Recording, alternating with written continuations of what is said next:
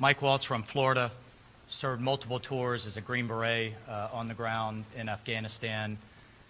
I've worked the war as a civilian in the policy for it in the Bush White House, in the Pentagon, and dozens of times as a civilian. And like so many here, I'm very personally invested in this disaster. Like so many here, I've had an interpreter not just beheaded, they beheaded his family in front of him before they beheaded him.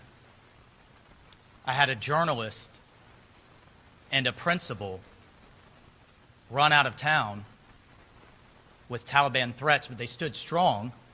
You know their crime? They were running a girls' school. The Taliban, in response, killed their family and machine-gunned girls' school with the girls in it.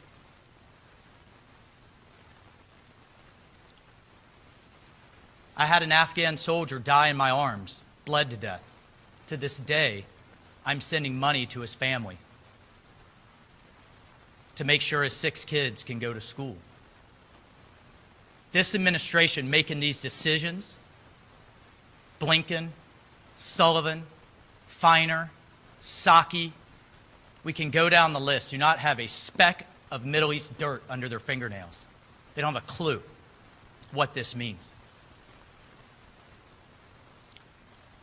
And now, just an hour ago, literally before walking in here, I'm on the phone, as so many of us have been, congressional offices, with veterans downrange that have buses full of Americans, citizens, green card holders, legal permanent residents, our allies that are stuck because they can't get through the bureaucracy at the State Department to get them out.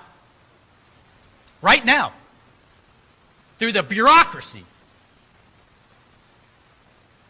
people are dying, and you all need to do your jobs for accountability. It's not just us. We have the Taliban, we have our government now engaging the Taliban, trusting them to let these people go. We have a Navy veteran, Mark Frericks, that the Taliban and the Connies have held for over the last year. Is he free to go? Is this who we're going to trust?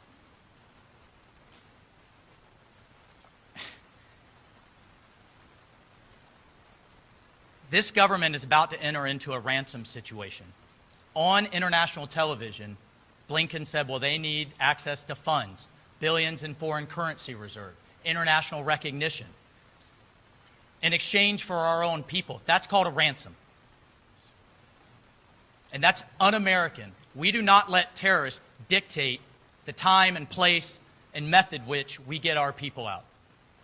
But that's what this government, that's what this administration is doing. And this over-the-horizon counterterrorism, Dan and I can tell you, it's a talking point. Mr. Rogers and I, the ranking member on Armed Services, and other Republicans and other Democrats have been asking for months, what's the plan? What's the plan to keep America safe? Because I can tell you, the intelligence is clear. Al-Qaeda intends to hit us again. And Al-Qaeda and the Taliban are married at the hip. So if that's the case, we now have a situation where future American soldiers are going to have to go back to deal with it. But now they have no bases. We gave them away. They have no local allies. They're being hunted down. And we have a terrorist army armed to the teeth that they're going to have to fight through. That blood is on this administration's hands.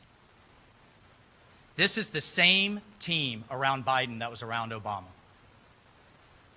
Benghazi, Berghdal trade, reckless withdrawal from Iraq that led to the ISIS caliphate and untold deaths around the world. The Iran deal. You cannot appease terrorists. You cannot concede your way out of this problem. They know strength and they know leverage. And right now we've given it to them in the form of hundreds of Americans on a silver platter. I had an ambassador reach out to me today, a Middle Eastern ambassador. He said, I cannot tell you how bad this is for your country and its image. The message around the world in the Middle East right now is jihad has won and democracy has failed, and the terrorist recruiting is going to be through the roof. It's not a policy issue, it's a national disgrace. That's from an allied ambassador. I've been in touch with the leaders of those that are still resisting the Taliban and standing with freedom. Vice President Saleh told me, you know, you may have paid billions and lost soldiers to stand with us against extremism, but the price that you're now going to pay in your dignity and your values is incalculable. So my question from so many veterans, Gold Star families, and others, who is going to step up and say, I screwed up, I made a mistake, I'm accountable? Where is it?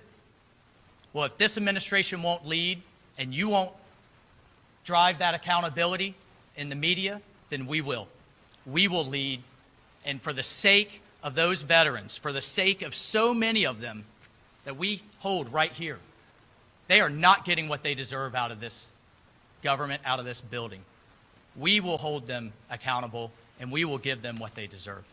Thank you, Mr. Leader. I yield.